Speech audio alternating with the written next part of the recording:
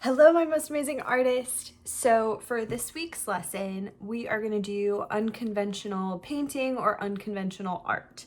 So what that means is now that we are all at home doing art instead of doing art in the classroom, we may not all have the same supplies, and that's okay. So I've come up with this lesson where you can use things around your house, such as food products, you can use toys, you can use your clothes, but before we start anything, I want to start by saying, you know how I expect you guys to clean up the art room when you're all finished, right? We always want it clean because we want it clean for the next person that comes in. So be respectful of your parents, okay? When you guys are at home and you're doing this project, it can get messy. So I want you guys to really take care and clean up after yourselves. You want to make sure that you leave your house nice and clean because you don't want your parents cleaning up after you, because I know all of you guys can clean up after yourselves because you do it in my art room every time you come to class. So for this week, like I said, you're going to use things around your house. Now, I have chosen to use different food items, and if you guys are going to use food items, first, you have to ask your parents' permission to use food, okay?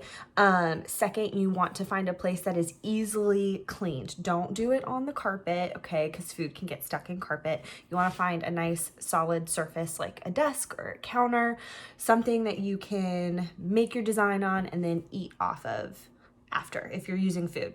But you can also use, like I said, toys. You can organize toys to make a sculpture or a flat 2D drawing, like our environmental art project. Or you can use clothes and you can roll them up and make an artwork like that. But like I said, I'm going to use food. So I'm going to show you some different things that you can use around your house. And you guys have a lot of freedom with this project. You can make whatever you want. Okay, I'm giving you a lot of freedom. But make sure you take a picture and you send it to me. All right, let's get started.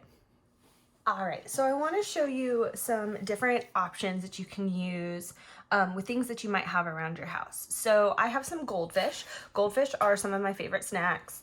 And I also have some Cheerios. Now, notice, I did not dump out my whole container of Cheerios, okay? I only took a little bit less than a handful of each, okay? Because I don't want to be wasteful. I don't want to use all of my food. I also have some leftover coffee from this morning. Now, you can use coffee or tea from your parents. You can use things like maple syrup. Any kind of sauce with like color will be great. I am going to mash up a strawberry to get a really pretty pinkish red color. And then I have some toothpaste. So I'm going to use toothpaste, and you can actually mix it with some food coloring to get a really thick, almost like paint, okay? Now, if you don't have paintbrushes at home, what's really great is you can use things like a fork or a spoon as a paintbrush. You can use the end to get some straight lines, and you can use the other side to get bigger lines or some different textures. Like the fork gives a great texture when it's stamped on paper, okay? So I'm just gonna grab a piece of paper. And I think first I'm going to do two different things. I'm going to do a landscape and a portrait. So I'm going to start with a portrait first. So I'm just going to go and go ahead and just start to design.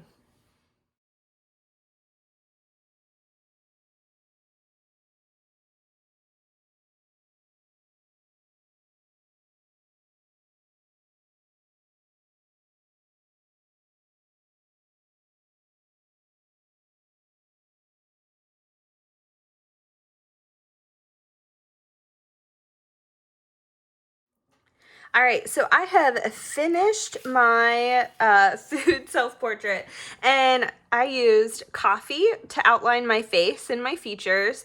I used the toothpaste mixed with some red and green food coloring to make this brown color for my hair. The toothpaste and green for my eyes because my eyes are like a hazel color, Cheerios for my background, and some goldfish for my shirt.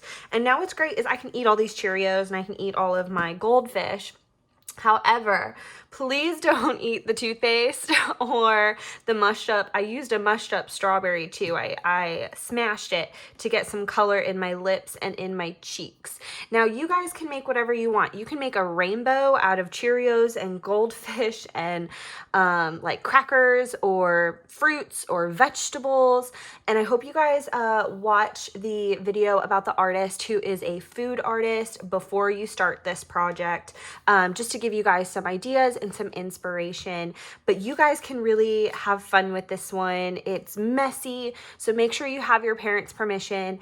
And if you don't really have any food items that you can use, feel free to go to the additional resources tab on the Gilchrist page, and you can choose any of those projects from any of those sites, and that can be your weekly project. All right, happy creating.